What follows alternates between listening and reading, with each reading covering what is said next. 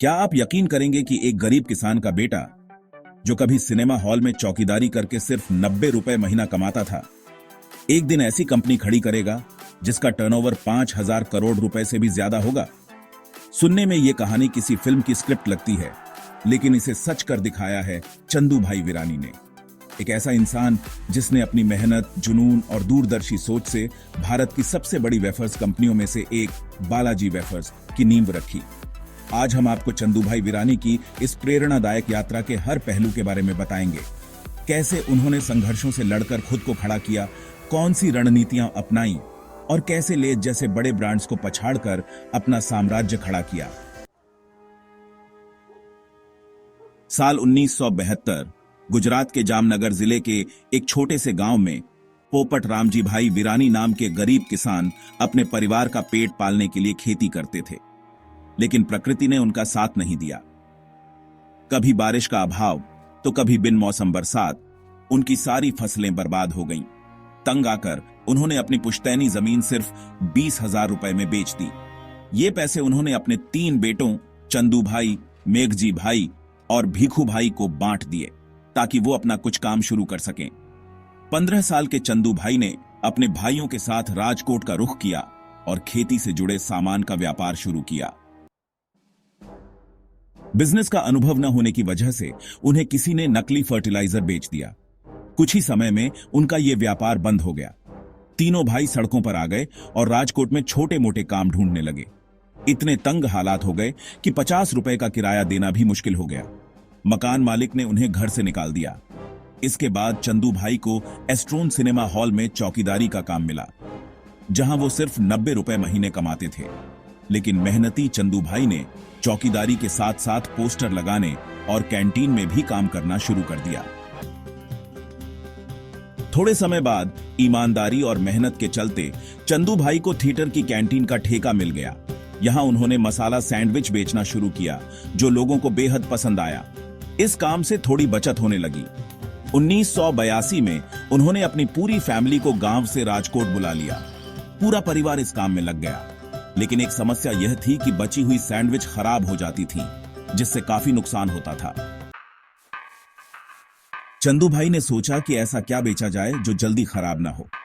इसी दौरान उन्हें पोटैटो वेफर्स यानी आलू के चिप्स बेचने का आइडिया आया। उन्होंने एक वेंडर से चिप्स खरीदकर बेचने शुरू किए, लेकिन सप्लाई समय पर न मिलने की वजह से उन्हें बार बार दिक्कतें आने लगी। चंदू भाई ने ठान लिया कि अब वो खुद चिप्स बनाएंगे।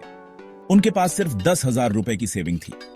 उन्होंने अपने घर के बरामदे में चिप्स बनाना शुरू किया।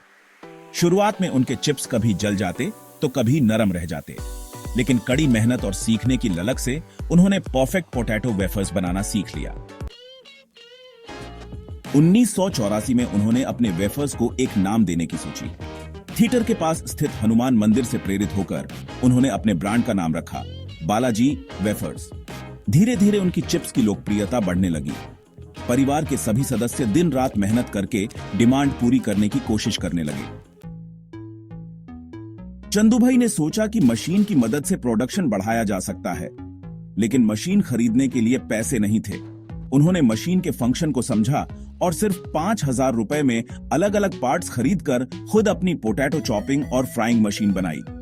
1989 में उन्होंने बैंक से 1 लाख रुपए का लोन लेकर गुजरात का सबसे बड़ा पोटैटो वेफर्स प्लांट शुरू किया। यह उनके बिजनेस का टर्निंग पॉइंट था। बालाजी वेफर्स की ग्रोथ ने बाजार में हलचल मचा दी। 1992 में कंपनी को प्राइवेट लिमिटेड के रूप में रजिस्टर कराया गया। चंदू भाई ने एडवांस टेक्नोलॉजी वाली मशीनों का इस्तेमाल शुरू किया, जिससे क्वालिटी कंसिस्टेंट रही और उत्पादन बढ़ा। उनकी मेहनत रंग लाई। जल्द ही बालाजी वेफर्स ने गुजरात के वेफर्स मार्केट का 90% हिस्सा कब्जा लिया। 2011 में पेप्सिको ने बालाजी पर केस कर दिया, आरोप लगाते हुए कि उन्होंने उनके चिप्स डिजाइन की नकल की है। कोर्ट ने बालाजी को अपना डिजाइन बदलने का आदेश दिया, लेकिन चंदू भाई ने कहा कि लोग उनके नाम पर भरोसा करते हैं, ना कि पैकेजिंग पर। उनका विश्वास सही साबित हुआ। बालाजी की ग्रोथ जारी रही। बालाजी वेफर्स आज 65 से अधिक प्रोडक्ट्स बनाती है। उनकी फैक्ट्रियां गुजरात, मध्य प्रदेश और अन्य राज्यों में हैं। यहाँ हर दिन हजारों क्विंटल वेफर्स और नमकीन बनाए जाते हैं। कंपनी ने यूएसए, यूके और ऑस्ट्रेलिया जैसे देशों में भी अपना ब्रांड स्थापित किया है। हर राज्य का स्वाद अलग और बालाजी ने हर टेस्ट को ध्यान में रखकर बनाए अपने यूनिक फ्लेवर्स। यही वजह है कि हर इलाके में बालाजी सबसे ज्यादा पसंद किया गया। बालाजी ने सिर्फ टेस्ट पर ध्यान नहीं दिया, बल्कि बेक्ड वेफर्स और रोस्टेड नमकीन जैसे हेल्दी ऑप्शन से हर उम्र के लोगों का दिल जीत लिया। ऑटोमेशन ने क्वालिटी और एफिशिएंसी बढ़ाई, लेकिन फोकस हमेशा रहा ग्राहकों को बेस्ट क्वालिटी और रीजनेबल प्राइस देना। यही बालाजी की पहचान बनी। बालाजी वेफर्स की कहानी सिर्फ एक कंपनी की सफलता नहीं है, बल्कि यह साबित करती है कि मेहनत, लगन और सही रणनीति से कुछ भी संभव है। चंदू भाई वीरानी की यह यात्रा हमें सिखाती है कि अगर आप सपने देखते हैं और उन्हें पूरा करने का जज्बा रखते हैं, तो हर मुश्किल का हल निकल ही आता है। तो दोस्तों, यह थी बालाजी वेफर्स की कहानी। अगर कहानी पसंद आई हो तो सब्सक्राइब करना ना भूलें।